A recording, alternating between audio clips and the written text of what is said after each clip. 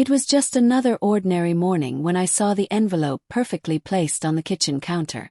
My name scrolled in his familiar handwriting, staring back at me.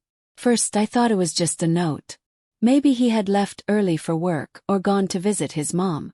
But as soon as I picked it up, something in the pit of my stomach told me it wasn't going to be that simple. The weight in my chest felt different. Heavy, like the silence in the house had a voice of its own. There were no shoes by the door.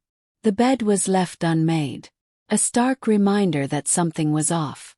As I stood there, the envelope already trembling in my hands, I had a feeling now. I knew it wasn't going to be good.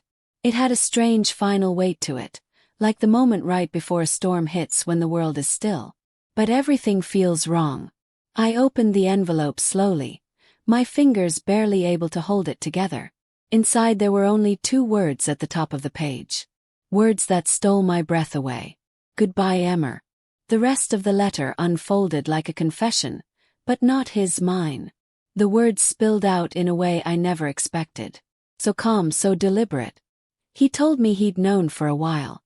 Ever since that night I came home smelling like someone else's cologne. The night I told him I'd been working late. He knew then.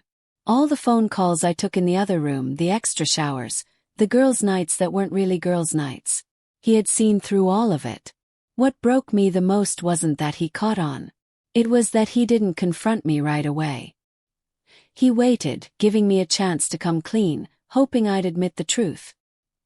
He said he watched me slowly become someone he didn't recognize, someone he couldn't reach. Each day it chipped away at him until he was hollowed out, left with nothing to hold on to. He wrote that he didn't hate me. That was the worst part. If he had screamed, cursed, or raged, I could have absorbed it as punishment. But his words were steady, calm, wounded, yet composed. He told me he loved me enough to let me go because staying would destroy us both.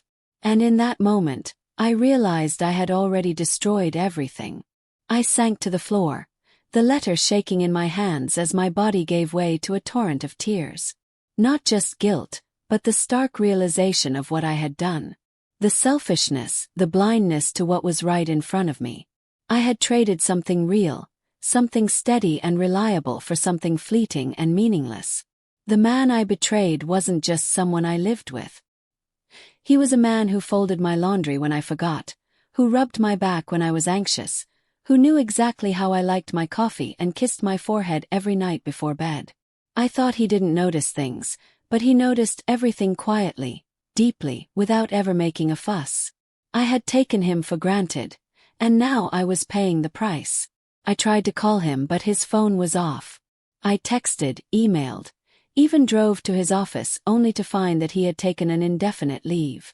That's when it hit me. This wasn't a rushed decision. He had planned this not out of malice or spite, but out of heartbreak. He needed space from me, from the life we had built together. The following days were a blur as I replayed every moment I had overlooked. The nights when he looked at me a little too long. The quiet dinners where he waited for me to speak but I never did. The mornings when he asked, "Are you okay?" And I lied through a smile. I wanted to believe he might come back. That maybe with time we could talk, could work it out. But weeks passed, then months, and eventually I heard from mutual friends that he had moved to a smaller town, started over. He never spoke badly of me. He just said it didn't work out and left it at that. I finally responded to his letter. Not with excuses, not with explanations, just a simple truth. I was wrong. I loved him. I had ruined something beautiful because I didn't know how to handle real love. I didn't get a reply and I didn't expect one. He had already said goodbye. I still have that letter. It's folded carefully, tucked away in a drawer I never open. It's a reminder of what love can be. Quiet, watchful, patient.